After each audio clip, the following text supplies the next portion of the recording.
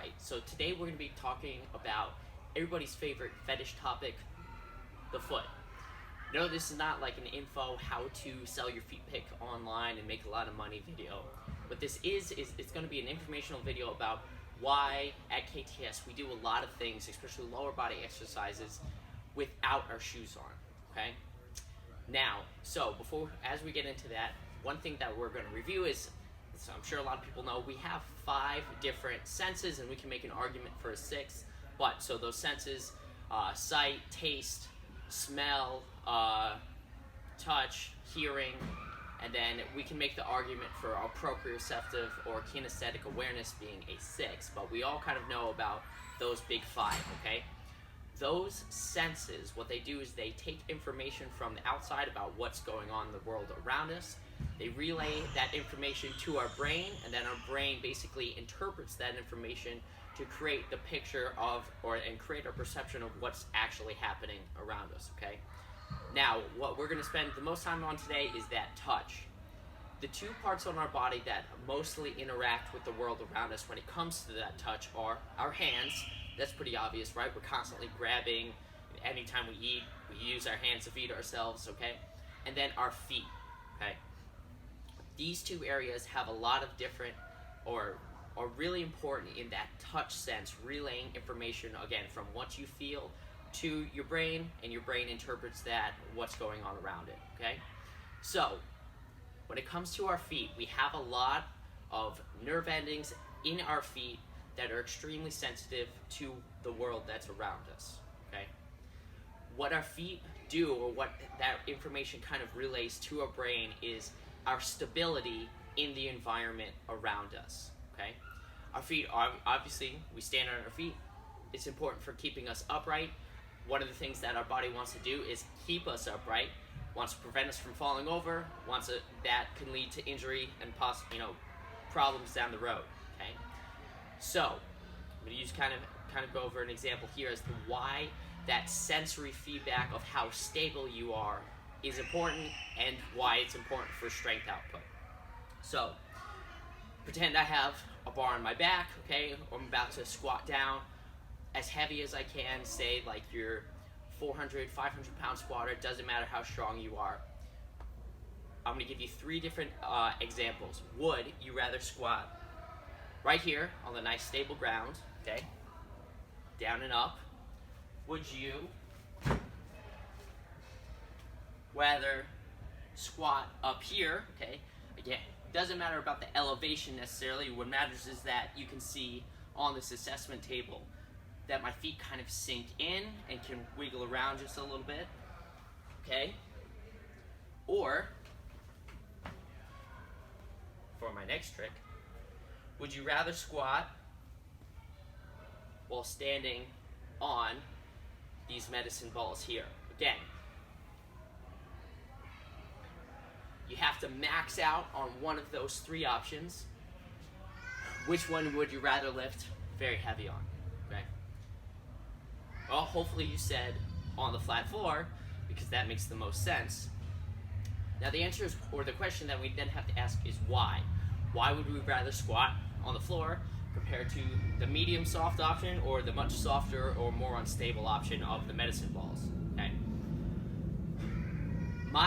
Myself as an athlete did not change from each environmental position, okay? What changed was the amount of stability that was in each one of those positions, okay? What relayed that information to my brain to make sense of that information were the nerve endings in my feet that travel all the way up, and my brain made sense of it, okay?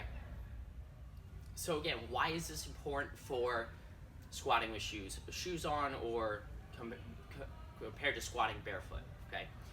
Well, so our shoes in our modern day environment are not necessarily made for performance when it comes to strength training. They're more made for either endurance running or style, okay? A lot of times that happens with, I'm going to use my old beat up shoes here as an example, but these big cushion soles, okay, and a toe box that doesn't necessarily actually even sit on the floor, okay?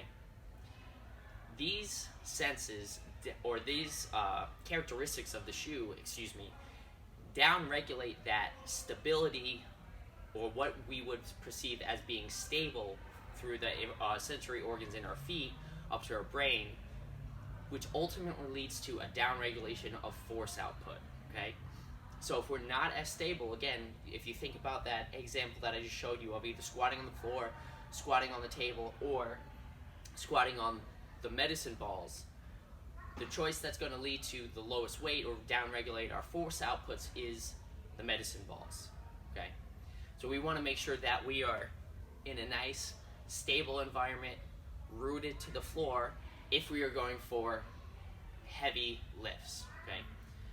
Our ability to feel the floor and feel what's happening in the world around us or with our feet is downregulated if we're always in our shoes, and so that kind of feedback gets cut off, okay? So here at KTS, we have a lot of people, or like on a lot of our exercises, we try to get out of our shoes as much as possible so that we can kind of relearn how we're supposed to interact with the ground, okay? Now, that's not to say that what you should do is necessarily go right out and take your shoes off and do everything with your shoes off here, okay? Your feet have muscles, tendons, ligaments, fascia that need to train, or that you need to train, and those structures need to adapt in order to handle higher workloads on them, just like all the other structures in your body, okay? A lot of people, like, when this has been kind of common about a while ago, it was kind of popular to start going running in like your Vibram shoes or barefoot, whatever, and a lot of people actually got injuries because of this. So the pendulum kind of swung back, saying, we shouldn't be getting out of shoes again. The thing is, again, people miss that step of training their feet just like they would train their arms, their pecs, their back, okay, through it gradually increasing volume and the amount of work done, okay, and that led to overuse or overload injuries, okay? So, when you're working out, you should very gradually try to work to get as much as you can out of your shoes, maybe by just doing your warm-up for a couple months without your shoes on, and then moving on from there, okay, so that your feet can eventually handle those higher forces and higher workloads, okay? What that's going to let you do is, over time, increase your lower body performance because you have a better feel and sense of where your body is in space and how you interact with the ground. Hopefully lead to a reduction of pain if you're having any pain or movement problems, and get you moving better for the long run.